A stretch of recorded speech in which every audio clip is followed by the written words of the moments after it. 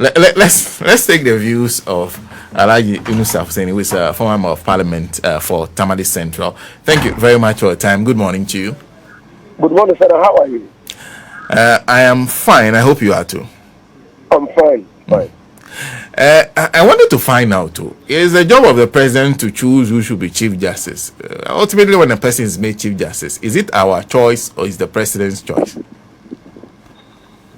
When the person is made Chief Justice, it's the choice of the people. The choice of the people. Mm-hmm. But we didn't have a say in which of the justices should be picked. We had. How? We had because the president nominates a person he wants or she wants to be Chief Justice, and then submit it to us through our representatives in Parliament. And our representatives put that person, the nominee, to a process. And if they are satisfied that that nominee can be Chief Justice, they approve. So the president's duty is to nominate and not make a Chief Justice. Nominate a person who, in his view, can be Chief Justice. And then we subject the Chief Justice to a vetting process through our representatives in Parliament and approve of that nomination. So it is our choice because we can refuse to approve of the Chief Justice. I guess you were not in, I'm not sure, you were not in Parliament when she was nominated and approved. No, I was not in Parliament. Okay. But did you have any issues with her choice? No, I didn't.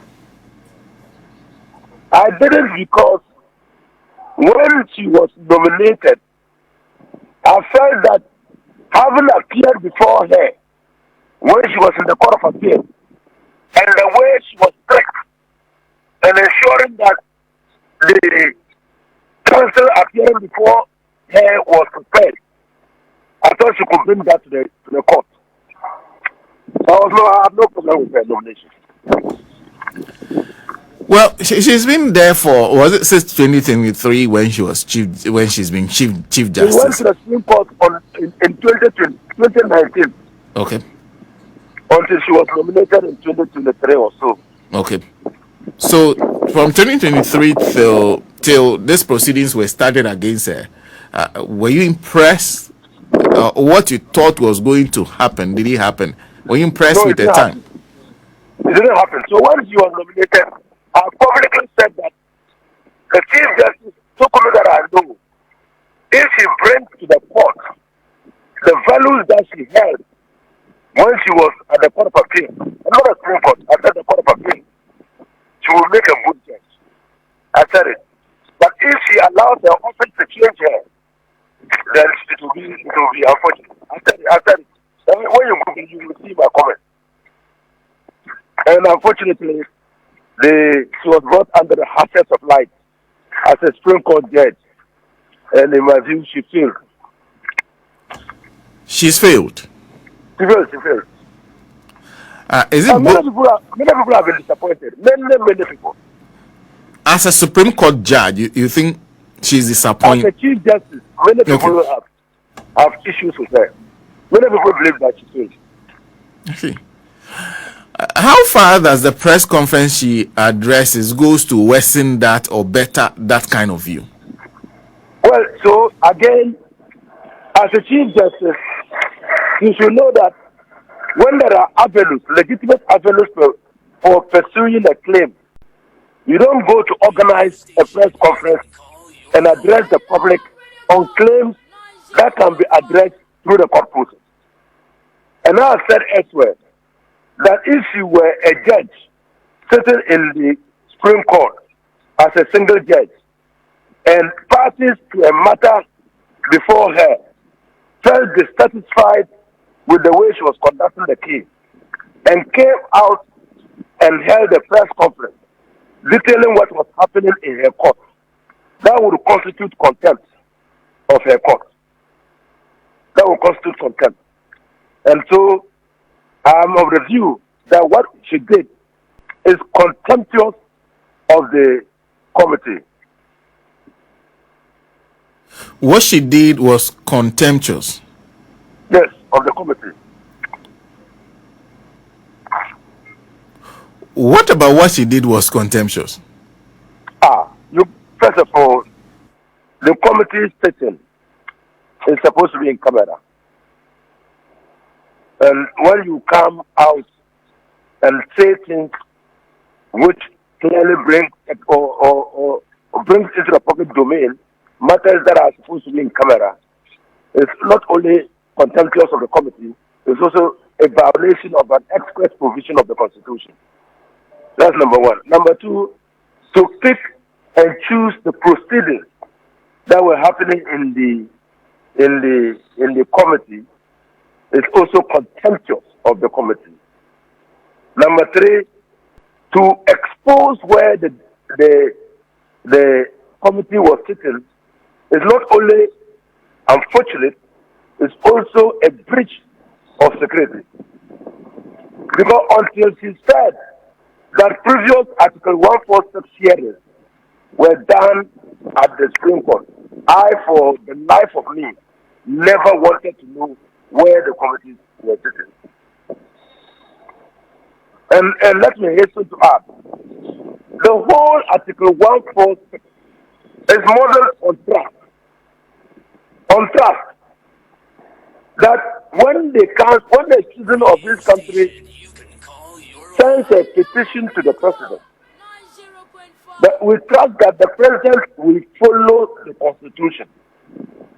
If it is against the removal of, or if it is for the removal of a justice of the Supreme Court, we trust that the president will refer the petition to the Chief Justice. If it is for the removal of a Chief Justice, we trust that the president will refer the petition to the Council of State for the determination of the prima facie. If the prima facie is determined, we trust that the committee will so advise the president, and the president will take action. That if the committee is constituted, we trust that the committee will do justice in the matter. It's a whole matter of trust.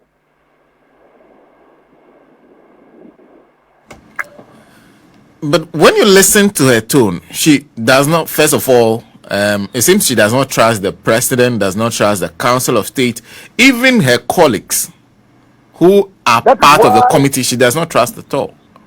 That is why many of us have come to the conclusion that what she did was simply to court public sympathy, but not deal with the law. Court public sympathy. Yes, she was courting public sympathy. Because what she did clearly has no legal consequences on the committee, cannot impact the committee. And so what was the purpose, if not to court public sympathy? Because she was complaining of the fact that she hasn't as yet seen the prima facie determination, the grounds on which it was made. She is also complaining about the fact that the committee has not served her with copies of the petition, because she's not sure if what the president gave to her is the same thing that the committee has. So you see, when I say the whole Article 146 is modeled on trust, a trust relationship between the people, the head of state, and the committee, what she did was to undermine that trust, to chip away the integrity of the process. That's all the strategies here adopted. Undermine the trust and chip away the integrity of the process. She thinks that by doing that, she will create a legitimacy problem for the committee. Because when she wrote for copies of the petition, copies were sent to her. She asked for 10 days to respond. The president gave her 10 days. She asked for 7 days. The president gave her 10 days. So what petition did she respond to? What were her responses about? Number two, she is a judge. She knows that when you are served with a process in the nature of a petition, your immediate attention is to look at the contents of the petition and start preparing your defense. If the petition does not disclose a reasonable course of action, that is your defense. If the petition, in your view, does not disclose proper facie, that's your defense.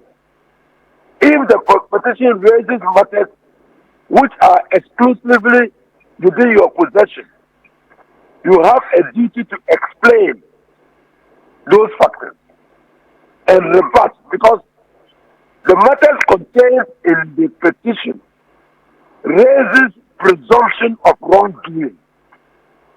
And the presumption of wrongdoing is a rebuttable presumption. And so, if you take the petition, all you have to do by way of defense is to rebut the presumptions raised in the petition. That's a strategy. That's a defense strategy. So if the committee comes to the conclusion, the Council of State comes to the conclusion that the petition raises prima facie, all you have to do is to go back and look at your defenses, your first defenses, and strengthen them. Strengthen your defenses. Because the prima facie is just that you have to offer an explanation. And the explanation must be reasonable. That's the meaning of prima facie. To rebut that presumption. If the Council of State has said that it doesn't raise any prima facie, your preliminary strategy of addressing the concerns of the petitioners would have been upheld. That look, I don't think that this matter is a matter we need to go in. But somehow, she felt that she would rely on partisan political consideration, especially from the opposition party, to defend her. That was a wrong strategy. So you're saying, if what she's saying about the petition is right, in terms of her saying there are no strong grounds in the petition of one of the petitioners for a removal, it is to her advantage. She needs to plead that before the committee and not come in. But that's all. When Loretta Lamptey was subjected to the Article 146 proceedings, there were two petitions against her. One by Richard Nyama, the other by Another Press. Another Press petition did not raise prima facie. But Richard Nyama's petition raised prima facie. If Loretta Lamptey had simply considered only the Another Press petition, should have been caught, and probably that's why she was caught. Because Richard Nyama's petition raised prima facie, and she couldn't defend herself, so she was removed from office.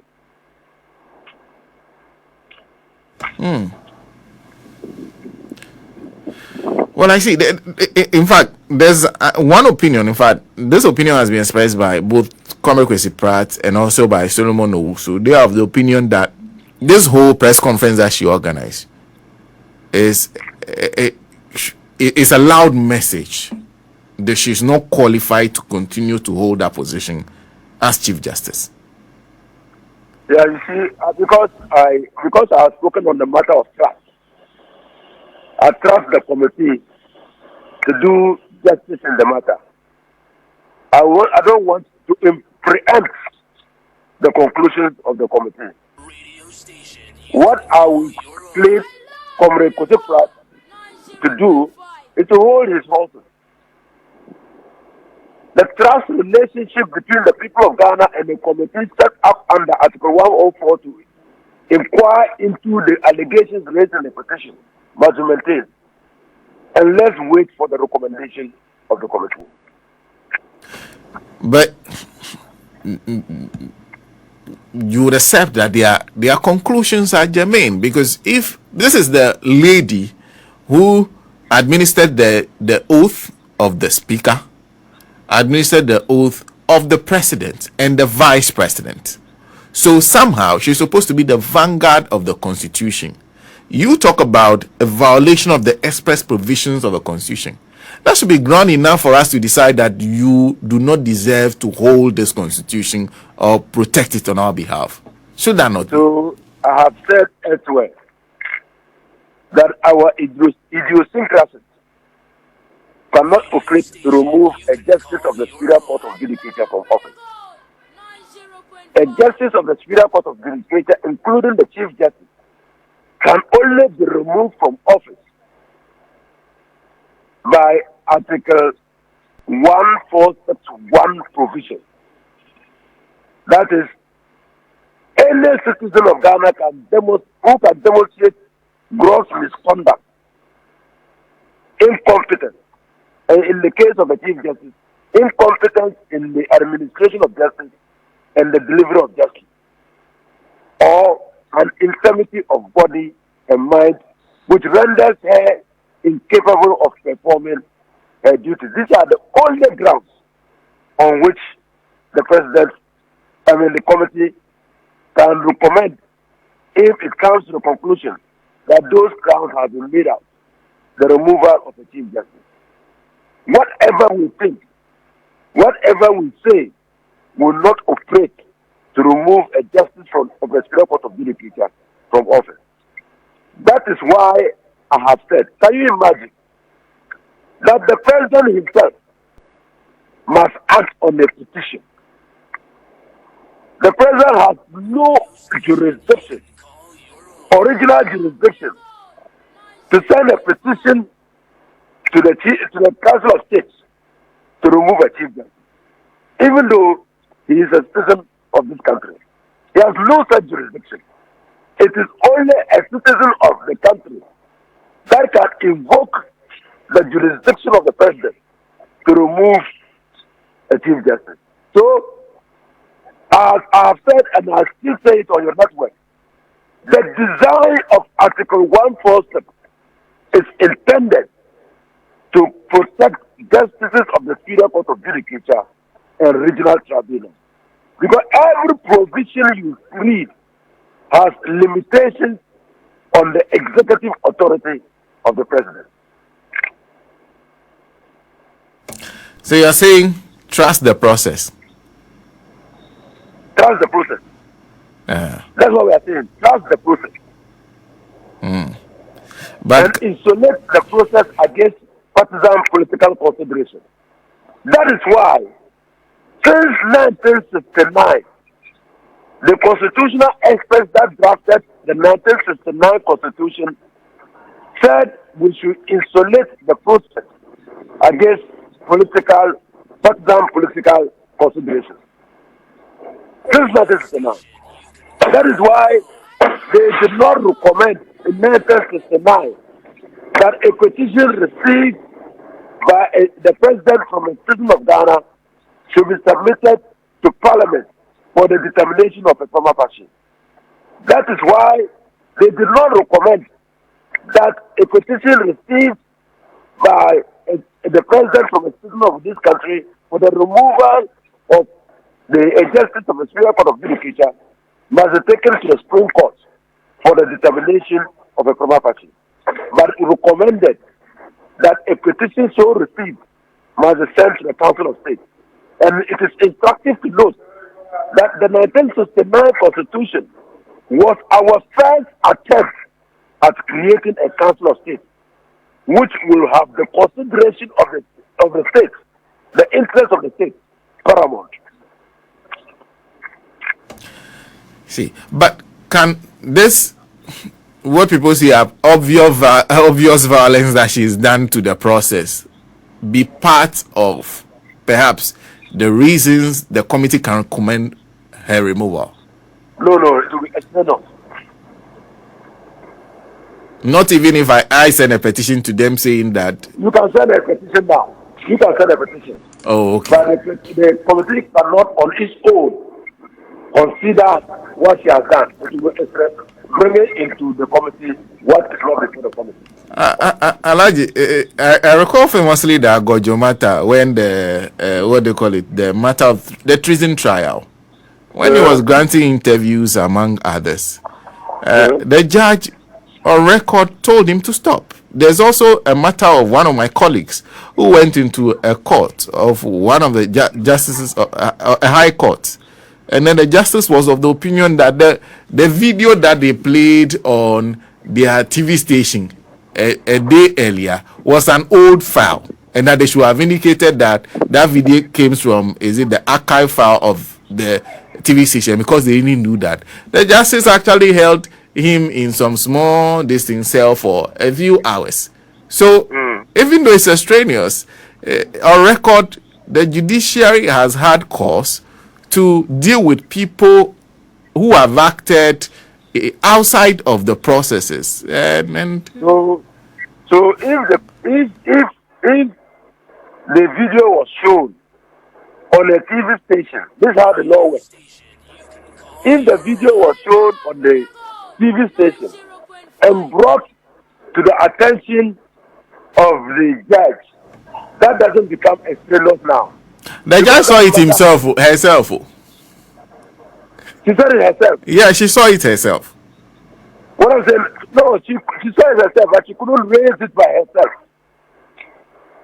She couldn't raise, somebody had to raise it. A lawyer had to raise it. But she couldn't raise it herself. That would be external. I see. You understand? I see. Someone will have to bring it to her attention. Okay. So for her to rule. But she cannot on her own go and raise it. No, it will be external. Alaji, thank you. Thank you very much.